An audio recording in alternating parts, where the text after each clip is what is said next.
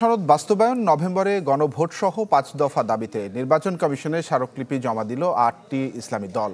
এর আগে আগারগাঁওয়ের নির্বাচন ভবনের সামনে মানববন্ধন করেন জামায়াতে ইসলামী, ইসলামী আন্দোলন, খেলাফতে মজলিস, নিজামে ইসলাম পার্টি, খেলাফত আন্দোলন, জাগপা এবং ডেভেলপমেন্ট পার্টির নেতাকর্মীরা।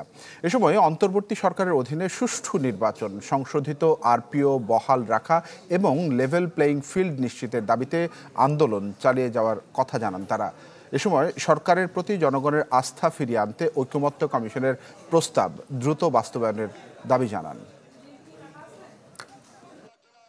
জুলাই সনদ অবশ্যই কার্যকর করতে হবে এবং আগামী নভেম্বরে গণভোট দিতে হবে, লেভেল প্লেইং ফিল্ড নিশ্চিত করতে হবে।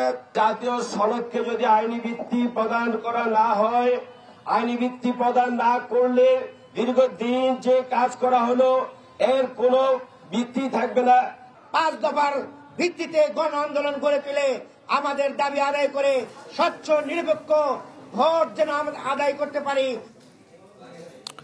জুলাই সনদ বাস্তবায়ন এবং নভেম্বরে গণভোট, এই ৫টি দফা সহ স্মারকলিপি জমা দিতে ইসলামী যে ৮টি দল তারা নির্বাচন ভবনের সামনে মানববন্ধন করেছেন।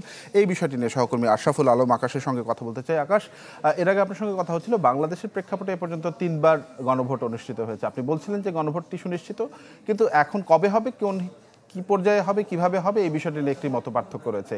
সব মিলিয়ে এখন আপনি নির্বাচন কমিশনের ভিতরে রয়েছেন, নির্বাচন কমিশনের পক্ষ থেকে কি ধরনের বার্তা এখন দেওয়া হতে পারে?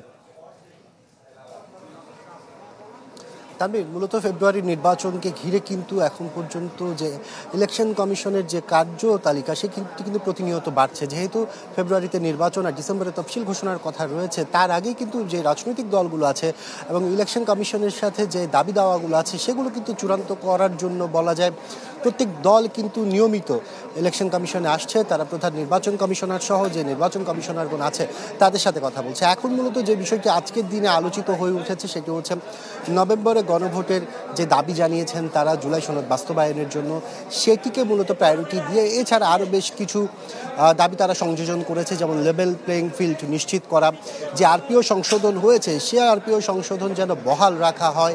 এই দাবিগুলো নিয়ে মূলত তারা আজকে বাংলাদেশ জামাতে ইসলামী, খেলাফত মজলিস, এরপর ইসলামী আন্দোলন বাংলাদেশ, জাগপা সহ বেশ কয়েকটি দল বলা যায় আজকে প্রধান নির্বাচন কমিশনার সহ যারা আছেন তাদের সাথে এই স্মারকলিপি মূলত কিছুক্ষণ আগে কয়েকটি দল দিয়েছে, আর কয়েকটি দল কিন্তু কিছুক্ষণ পরে দিবেন।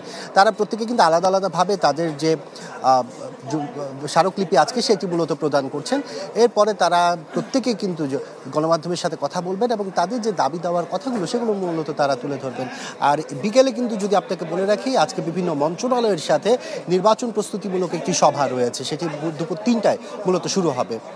তানভীর, আকাশ, ধন্যবাদ আপনাকে আমাদের সঙ্গে যুক্ত হওয়ার জন্য। লিলি বিউটি সোপ, যার অ্যান্টি এজিং গুণ তারুণ্য ধরে রেখে ত্বকে করে উজ্জ্বল, তারুণ্যময় উজ্জ্বল ত্বকের জন্য।